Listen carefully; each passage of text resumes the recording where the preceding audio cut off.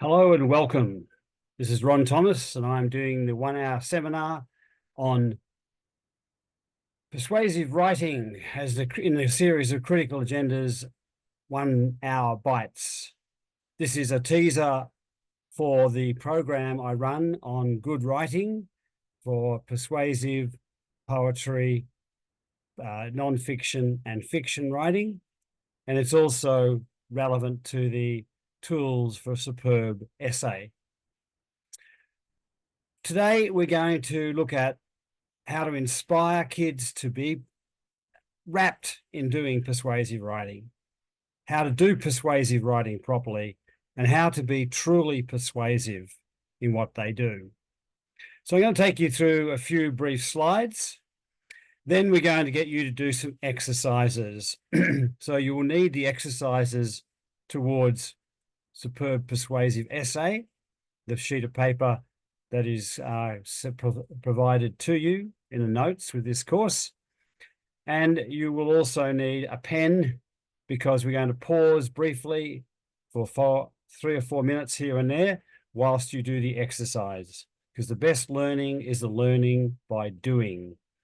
So there'll be many little pauses like that, and each one is significant because it builds up what we're doing from one step to the next step.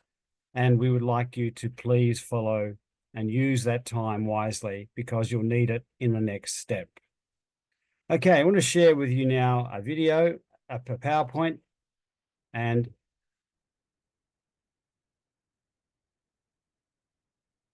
here it comes.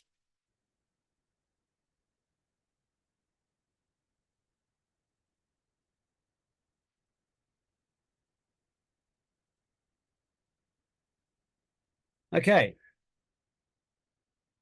First of all, how do you get kids fired up about persuasive writing? You know, it's not creative, they think. It's a bit boring.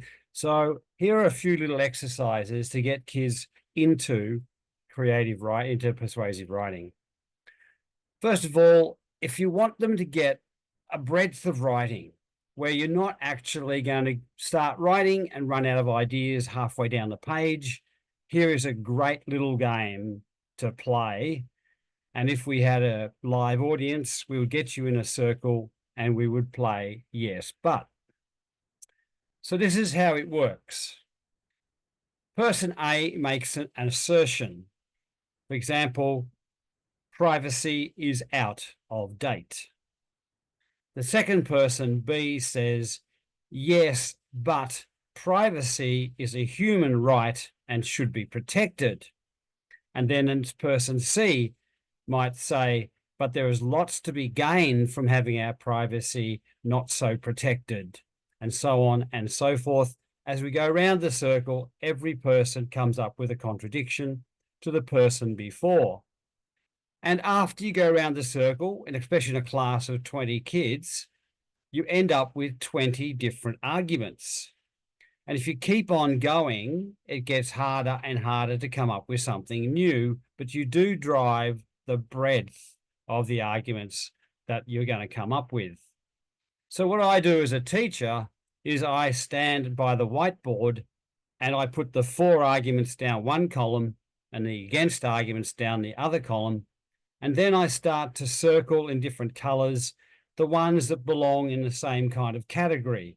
So if we're doing privacy, and we might look at things like your invasion of your personal identity, and then any argument related to those I might color in red, and then any arguments to do with technology I might color in blue, any arguments to do with commercial interests and selling things and making profits and driving the economy, I might have it in a yellow color.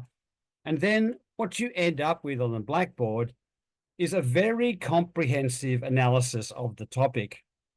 And it's also sorted, and the headings that you give each of those color categories can actually become topic sentences for your essay. So the year 11 boy who's struggling to get more than half a page of answers, of exercises and arguments, and finds himself with 10, 20, 30 different ideas, all categorized into different headings and all laid out on the screen in note form for them to then turn into an essay plan. So this is a very, very powerful tool, yes, and I suggest it's great fun as well because it's active and they're forced, if you take them into an odd number of people, they're forced to change sides every time the argument comes around. And that's also a wonderful thing to do when they've got to come up with something that they don't believe in, because it helps them knock down the opposing argument in their essay that they're working towards. Another great thing about this is it really helps debaters. And I use it as when I train people in debating, in my debating work I do for schools, and also in my debating seminar I run for critical agendas. It means that they have the ability to look at both sides. And if you don't look at both sides and you don't knock down the opposition's argument in debating, then their argument stands. So, yes, but is really, really good for those reasons, and I commend it to you. Another great way of getting started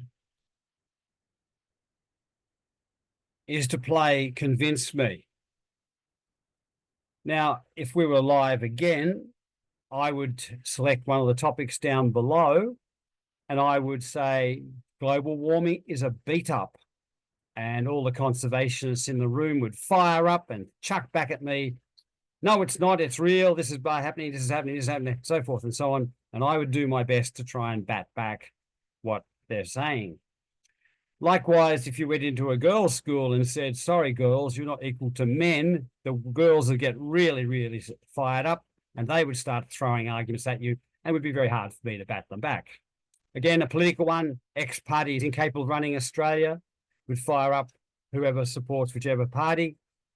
And getting stuck into what kids are really into, like social network, if I said to kids, social networking is a total waste of time, I'd have a furor on my hands, and they would be up there jumping and throwing arguments at me left, right, and center, and I'd be provocative, throwing them back at them, and so on. And likewise, the last one, today's generation are going backward. That would be like a red rag to a bull to young people. They would get stuck into us boomers and other generations, and they would go really crazy, and then they would be finding themselves fighting for arguments to smash me down. So devil's advocate, or Convince Me, is a wonderful way to get passion happening, to make kids realize that public persuasion is a really strong and good and important thing, and that argument needs to be powerful. And if I contradict them, they've got to come up with some other way to fight that. And they keep really trying hard to come up with argument after argument after argument. So that's a really great way to get passion and to get people involved in persuasive essay writing. However, before they actually start writing, they need to appreciate that they won't be persuasive unless they've got the knowledge, they are credible, and they are sincere. So the consequences of that is they must research widely, they must be confident, and they must believe in what they write. And that, folks, are three things they need to actually answer. Do I have the knowledge? Am I credible? And do I believe what I say? If they can't answer those three things in the affirmative, then they're not going to produce good persuasive writing.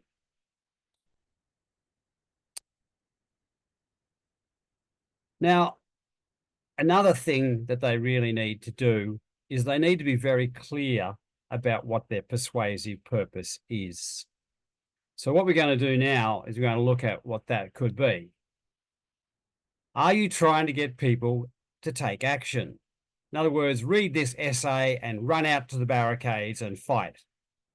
Or are you just simply trying to change people's minds? Or do you want to inspire them with your persuasiveness to do or feel something? And if so, if you're trying to generate a feeling, what is the feeling? Disgust, horror, anger? What feeling are you trying to do? So once they've got that, they've got the guiding light that shines right through the piece of writing and keeps everything on track and makes the whole thing clearer and more purposeful. And we're going to do this in a moment. So I'm going to swap the screen now and bring up the worksheet. And we're going to get you to have a go at the first one. Okay, we're all going to look at the topic, privacy is out of date. How much do you agree? So I now want you to take 5 minutes. I want you to decide your position on that topic. I want you to decide your persuasive purpose. And I give you an example, getting attention. How would you like your naked image showing up at a job interview? You wouldn't. Set the direction, then you must agree privacy is worth fighting for. So, can you now take that topic? I want you to write down the topic. I want you to write down your position on it. And I want you to decide your persuasive purpose. And I want you to write your attention getter. And I want you to set your direction of your essay. In other words, the first couple of lines of your introduction, I want you to go for that. So I'll stop talking right now and we'll come back in 5 minutes. And you need to have those 3 tasks done. Time starts now.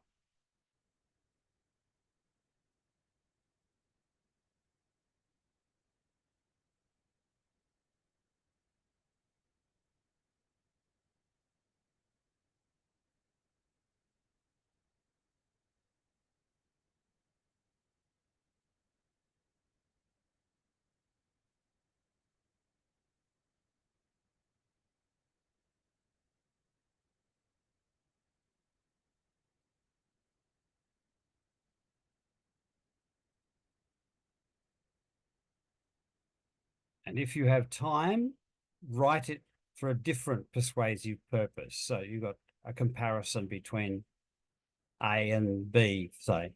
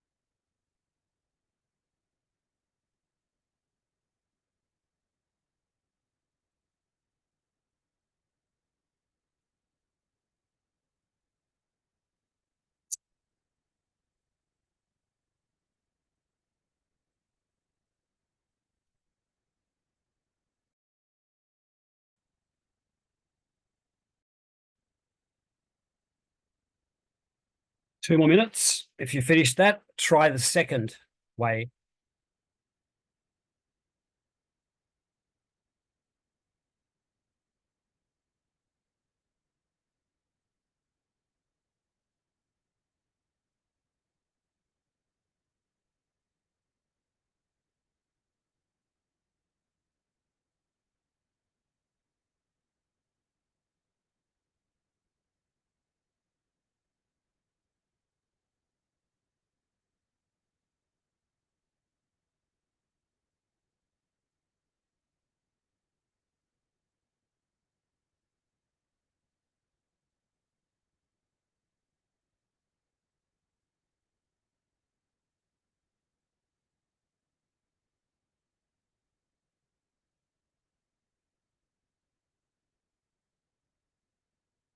1 minute to go.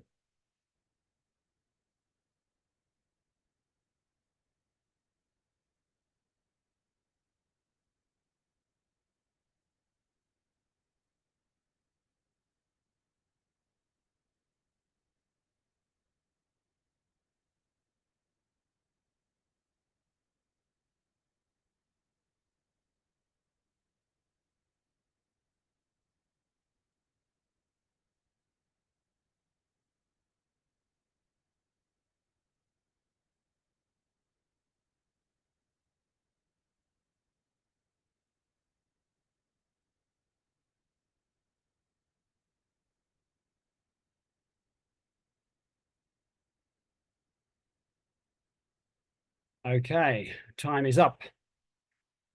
If persuasive purpose gives you the guiding light for your entire essay, the next bit, your audience's orientation, is equally critical.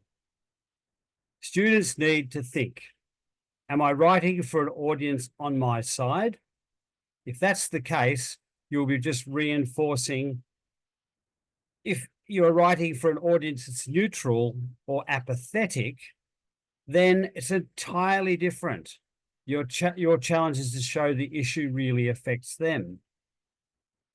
And then if your audience is hostile, you're going to have to be very careful in your language, fight for balance, reason, be fair, and so on. So this will give you your tactics and your rhetoric. So if you make the assumption you're writing for an audience that agrees with you, then you need to keep that style and tone happening throughout the entire essay. If they're hostile, then you can't make assumptions. You can't be awful and biased in your language. You have to be very, very careful in your word choice. And so your audience's orientation is extremely important. We're now going to go back to the sheet, and we're going to get you to do an exercise with different audiences' orientation. And then I'm going to get you to write a conclusion. So we'll stop this share and do up another one. And it is the exercise again. And here it is.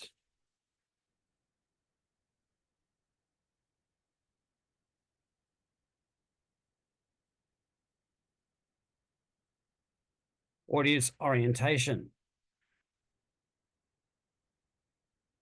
So we got the example of the word refugee used for people who are favourable towards refugees, calling them asylum seekers. Those who couldn't care less about them, you might fire them up a bit by calling them desperates. Those who are hostile refer to them as boat people. So depending on who you're writing your essay for, you might choose a different term. Likewise, carbon price, politician, and roads, they can be written for an on-side, apathetic, or hostile audience. And that's what I'd like you to do now. The example below there, technology can use our data to put wonderful things into our lives and to enrich our existence, but we can't trust all operators to be so ethical. Start off agreeing with their position and then pulling it back carefully a little bit, asking them to realize the subject's broader than they think. So now, take the next few minutes to complete the table for those 3 words for on-side, apathetic, and hostile, and then write a concluding line on the above topic for each of the 3 audiences, like I've done for a hostile audience, but you have to do for all 3. Your time starts now.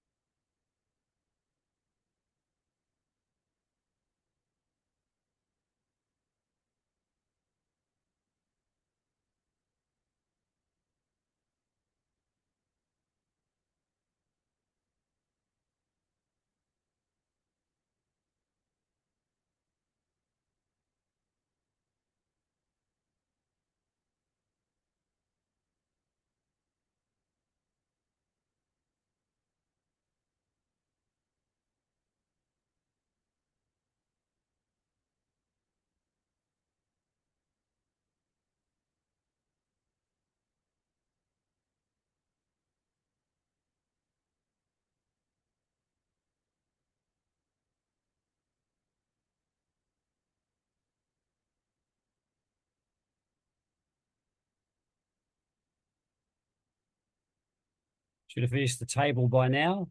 Now start writing 3 concluding lines for each of the 3 different audiences.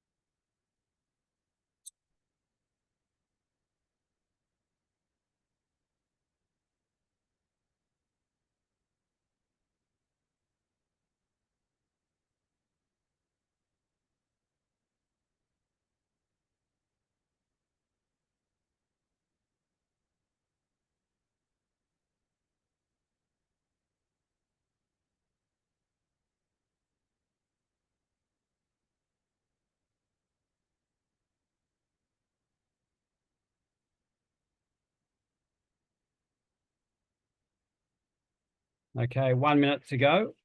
Please complete those 3 concluding sentences.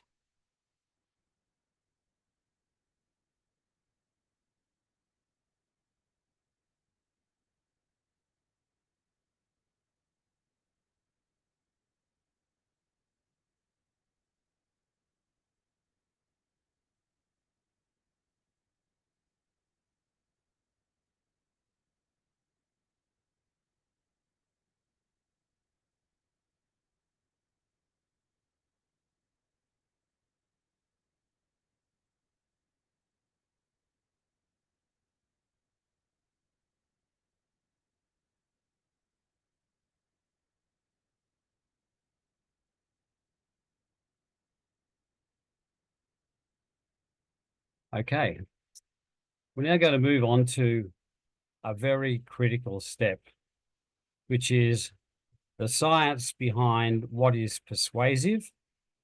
And we're going to teach you Munro's methods of persuasion. Before we do that, though, if you're working with a colleague, or a colleague is also doing this video, compare and contrast what we have just done in both audience orientation and also in persuasive purpose, and compare the introductions and conclusions you have written and see if you can decide which one is the strongest that you might choose instead of your own. So here we come now to Munro. And this is what Toastmasters, International Public Speaking Organization, to enhance public speaking around the world, have come up with in their training manuals. And I was a Toastmaster for 15 years, so I know how effective this is. Professor Alan H. Munro came up with 5 steps that the research shows the brain finds persuasive. So embedded into persuasive writing essay should be these 5 steps. The first one, get the brain's attention. The brain has to be woken up. So 3 out of 5 readers will die of heart disease. Kids, look around in this classroom. Wow, 3 out of 5, that means 12 of us in this group. Gets their attention, gets the brain thinking, I might pay attention to this.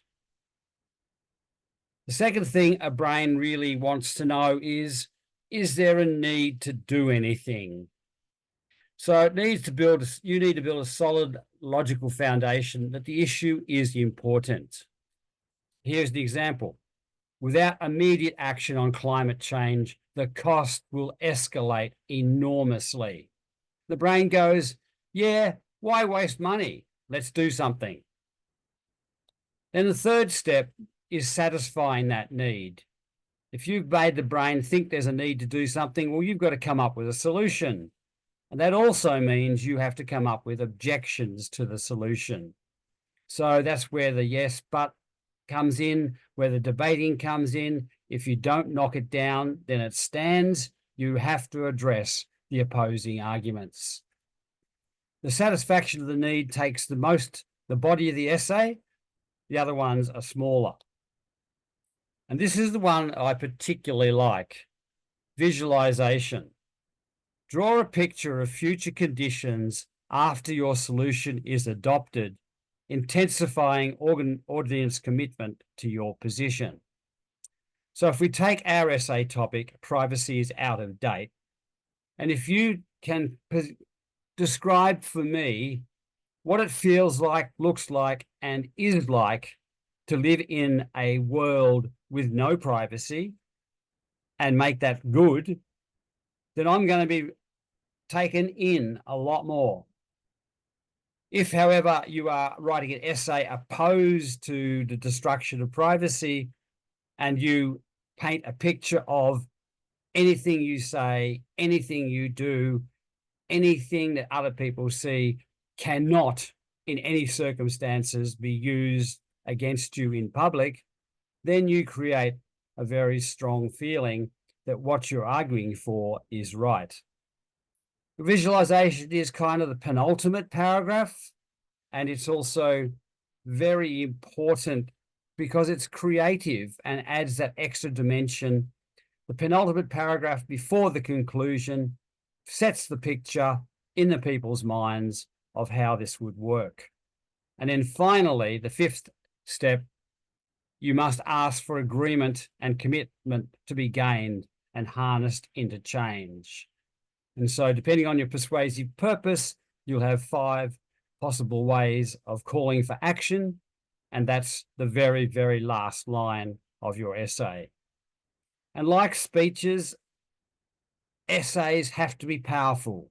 They have to get attention and they've got to end powerfully. So the first line and the last line are equally important in an essay as they are in a speech. Okay, I'm going to go back to the exercise sheet again, and I'm going to get you to follow these 5 steps. And here it is.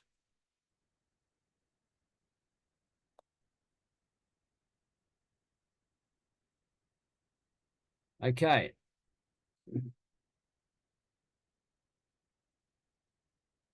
You're going to complete this table.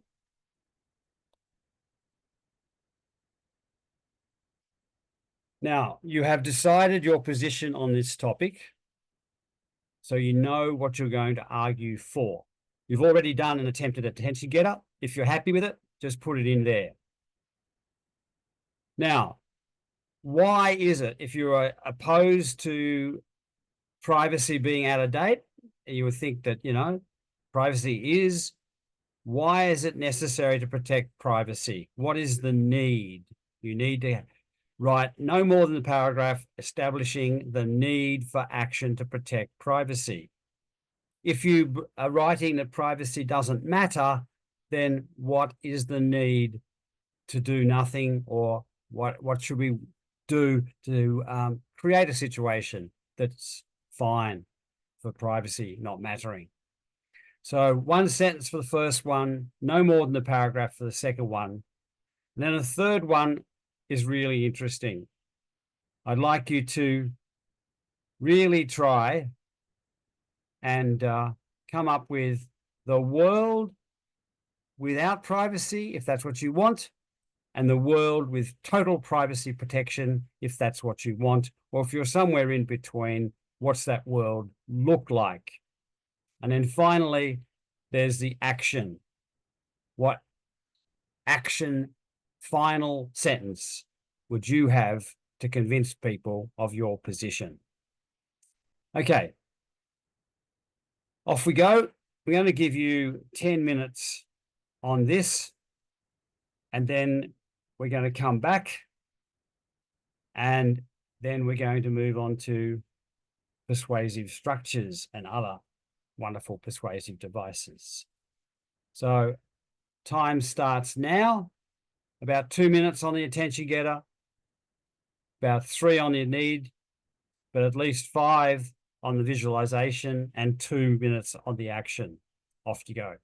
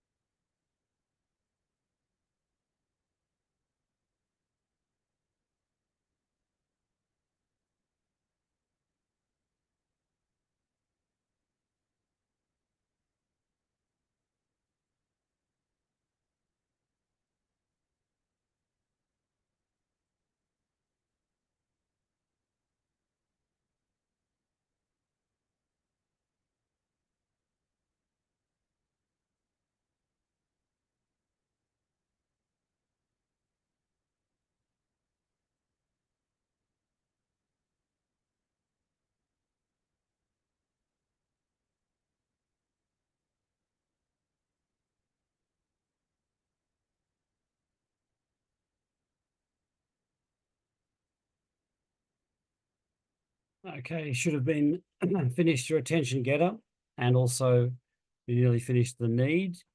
and be moving on to visualization now.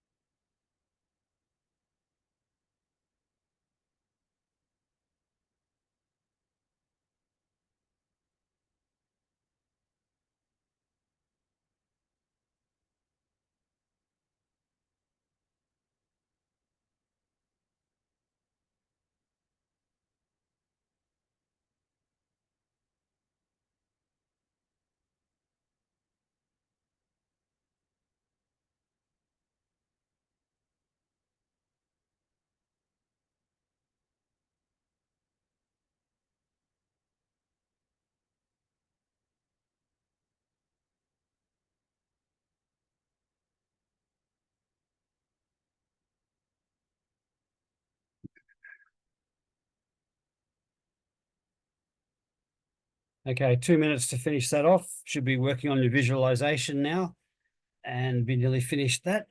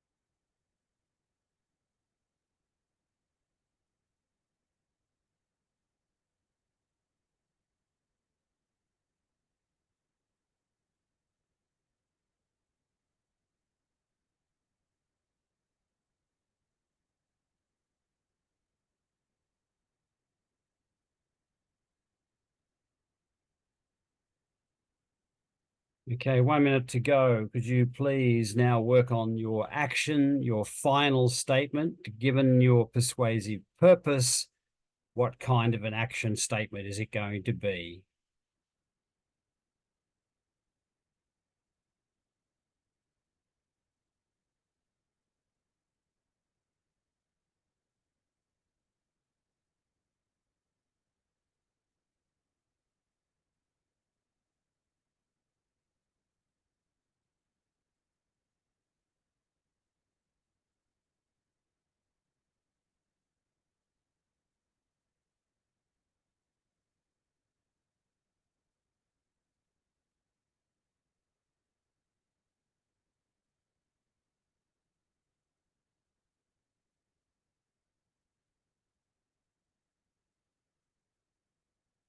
All right. Again, with persuasive purpose and audience orientation, if you could show your visualization to a colleague and compare visualizations, likewise with your need and call to action, and also your attention getter, and again, have a debate about which is better. And when you do it with your students, it's always good to share and compare and have a debate about which one works best and why. Okay, I'm now going to show you some amazing resources that are so good for persuasive writing. The first one is this one.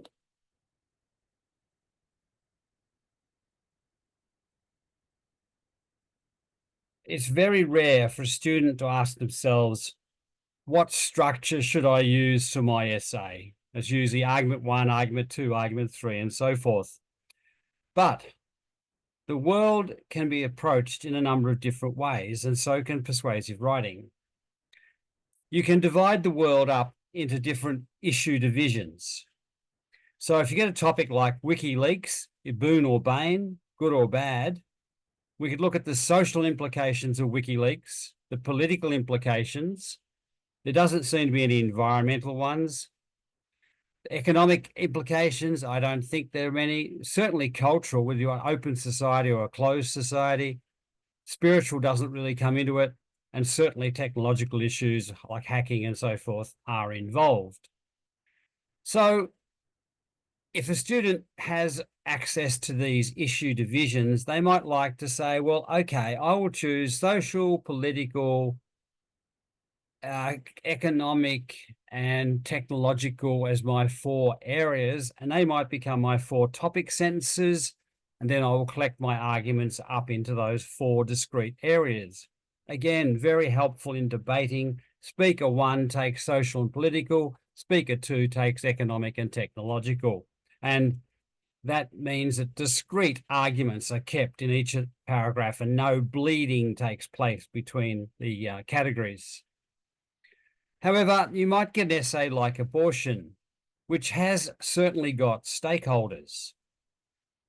The woman who has the abortion, radical feminists would say, that's it. No, end of question. It's her body, her fetus, her decision. But other people would argue that there are other stakeholders than the woman, that the doctor, the person who performs the abortion, actually has a say. Likewise, what about the father? What about the grandparents? What about the other children? Are they involved in the decision? How do the relations have a stake? Certainly, no matter where you live, the law could or make it illegal or legal, depending on which state of America you live in, for example. And likewise, if you belong to a church or some other religious organization, it may be completely impossible to have an abortion. The great thing about stakeholders is it's people orientated. So therefore, young students, they can take it on board and argue from the point of view of each of the stakeholders. It does have the problem of being amorphous and things can get out of control and you can go raving on for too long or you can have too many stakeholders. What it does need is the 5th one, the hierarchy, which stakeholder has the most importance down to which stakeholder has the least importance. So once you superimpose hierarchy upon stakeholders, you've got much more control over your essay. However, abortion could equally be argued by issue division. It has social consequences, political consequences, controlling the environment even, certainly economic consequences, and cultural and spiritual come into it as well, and technology not so much. So in the next activity, when I get you to do things 2 ways, you might like to tackle the topic by issue division, or you might like to, and then tackle it by stakeholders, and then debate as to which of these 2 ways is the best way for the essay to be written. However, there are others. For example, environmental degradation. You could describe what the environment used to be like. You can tell us what the environment currently is like, and you can extrapolate from the global warming scenario what it will be like in the future. And that's a very powerful way for something that's happened over time. Another interesting way, more discursive than persuasive, but in the end will come to a position, is the flip-flop approach. For example, do we live in a nanny state or not? Well, we could look at the individual benefits of having a nanny state, but what are the collective problems of having a nanny state? Look at it on the basis of one issue, then another issue, then another issue. Look at the individual, then look at the collective. Look at the individual, look at the collective. Another way of doing it is in the short term, the nanny state might be good, but in the long term, can we afford it? And so on and so forth. Also, it may be desirable, but is it practical? We will get these benefits, but what about the costs? And what about the effect on taxation? What about the effect on jobs? What about the effect on the economy? So desirable versus practical is another two poles that you can oscillate between. And then out at the end, you say, well, obviously the practicalities outweigh the desirability, or the desirability does matter more than the actual money involved in doing it. And then hierarchy is a matter of comparison, which works most effectively and which is least effective. For example, water management, what works in the Murray-Darling Basin best, what is second best, what is third best, and what is fourth best. And so therefore we should accept the first one. So what I'm going to take you back to now is the sheet again, and we're going to have a look at a topic two ways. So here it comes.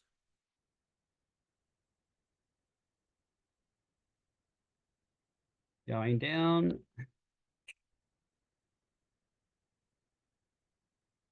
Okay.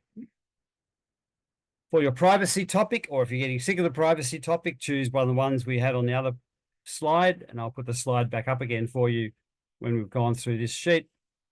Take the topic and analyze it using two different structures. Example, issue division, and then the second structure, stakeholders. So same issue, same topic, but two different ways of organizing it. Okay, we're going to spend about 5 minutes on this. So I'll stop this share and bring back the issue division and other ways of organizing and have a go at doing it two ways. Okay, off you go.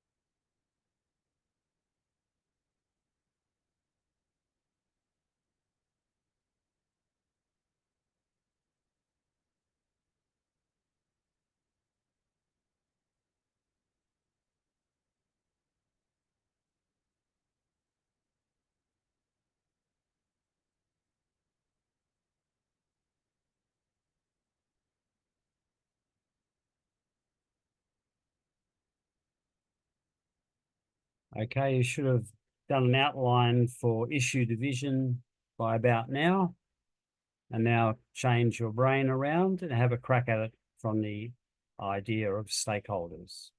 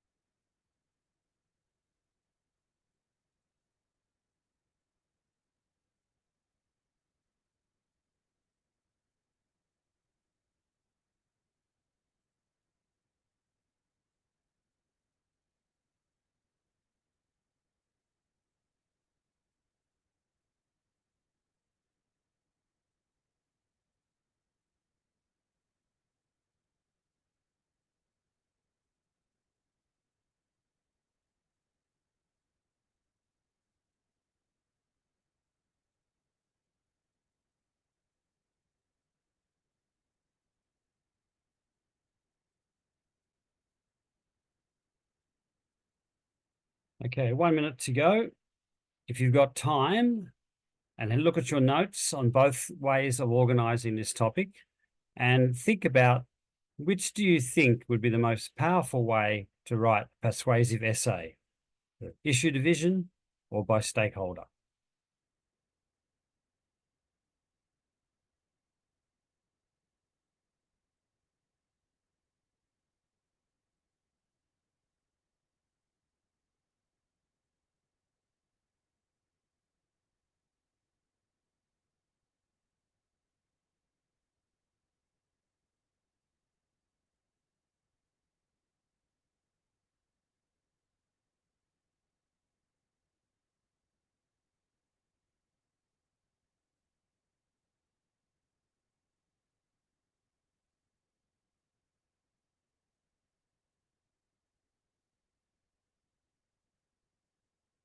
All right, we've got about 5 minutes left in our hour. I want to show you two really good pieces of resources, and then we'll sign off and I'll finish it with a video, which is great fun for teaching persuasive writing. So here we go. We're going to have a look at, first of all, a template, which combines everything we've been talking about. So the first paragraph has the attention getter, connection with your audience and your introduction. The second paragraph is the establishment of the need. Then your subtopic 1 and subtopic 2 could be, if you've chosen the issue division, technological for topic 1, political for topic 2. And then if you've gone further down to satisfy the need in the third and the fourth paragraph, you might look at the social issues, and you might look at the cultural issues as your subtopic 4, both looking at the for and against in each of those 4 areas. If you're using stakeholders, topic number 1, if you're using the privacy debate, could be the individual. The topic number 2 could be commercial interests. Topic number 3 could be what's good for society in general. And topic number 4 could be government control issues that might make your solution work or not work. Then your visualization would come in as the 5th paragraph, or you might put 2 or 3 other paragraphs before your visualization. But anyway, before you conclude one paragraph visualizing what the world would be like if your solution would be accepted, then the usual thing a conclusion does, it sums up and has this clever punchline, which is your call to action, and ends on a wonderful note. and a link back to the introduction makes it also very well wrapped up. And if you want to make it into a speech, you just do this in note form, you cut it up into cards, and it's ready to go. So that's the template that you all have, and I suggest it's a great way to see what we're talking about all in one place. The other thing I want to show you now is Database, which is really a wonderful resource. The Database, I've just picked one. They have every debate that the British debating teams have been doing, and they have collected them together. They've put them underneath categories. This is in the internet category. This house believes the internet brings more harm than good. So it's pretty relevant to what we've been talking about with privacy. There's the outline of it. Then you get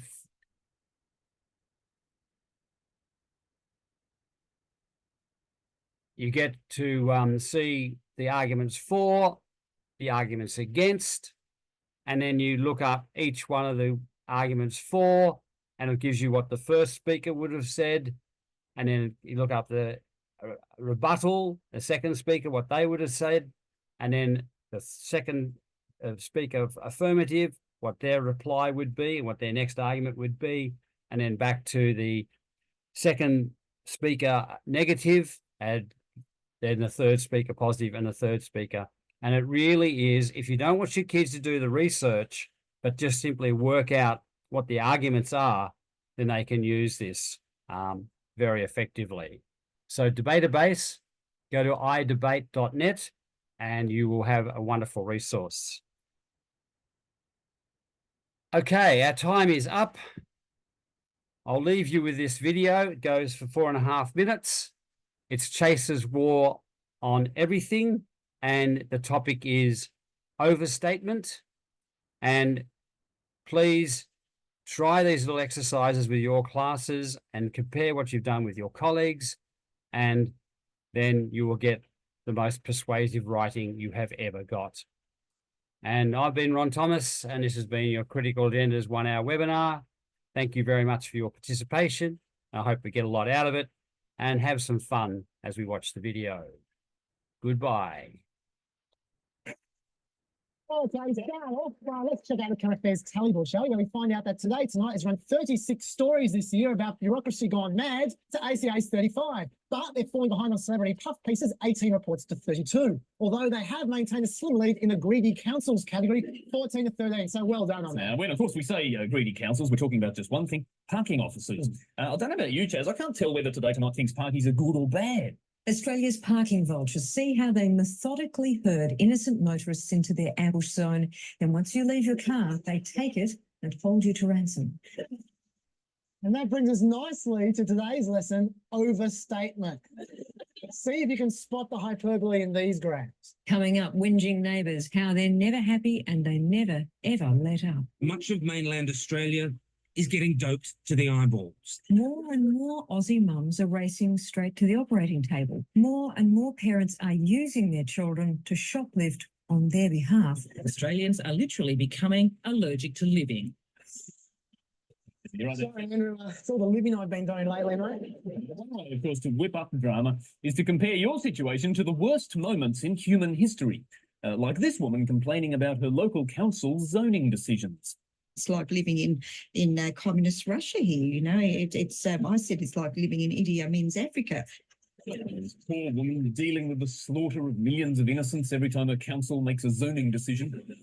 And of course, this Today Tonight reporter noticed how much AGC's method of getting people to pay their phone bills was exactly like Nazi Germany. Another woman tells of Gestapo tactics, of offensive and threatening calls every second day. Well, I mean, there you go, Andrew. Calls like that are actually Gestapo tactics. They are. I was watching a documentary about this just the other day. This is Gestapo. You have to pay your telephone bill. If not, I will call you again the day after tomorrow. You say? I see it, right? Another thing is you should never let basic maths get in the way of a good overstatement. Here's a woman describing how long it takes young mums to look after their babies. So these mums are only getting 1 hour off a day. They're working 23 hours a day. Oh, that's a lot of hours. No, that's nothing. When the baby was 9 months old, they actually were working more. It's working more than 23 hours a day. That's just like Idi Amin's Africa. Well, the ultimate overstatement is to simply say something is the worst thing in Australia. Meet Australia's biggest freeloaders. He's Australia's worst love rat. It's Australia's most troubled housing estate. Australia's worst landlord. Australia's worst landlord. Australia's laziest husband. Australia's worst driver. Australia's most dangerous drink driver exposed. Bob Arthur could very well be Australia's most burgled man. Maybe so, but sometimes being the worst thing in Australia isn't bad enough. Like this guy here, now he wasn't very happy about his street. Well, I think this is the worst street in Australia. But reporter Ben McCormack thought he wasn't extreme enough. So he found someone who thought it was even worse. This is the most unlivable street in the world.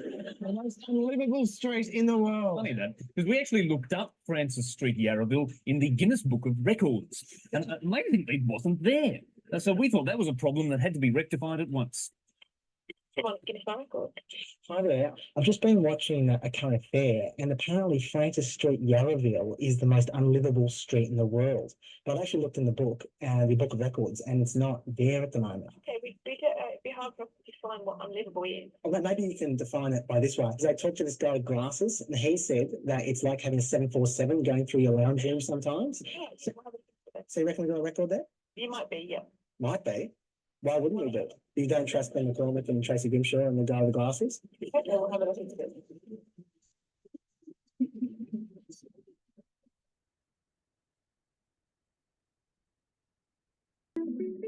Nissan e-Power, the hybrid reinvented, an electric driving experience that you'll never need to plug in.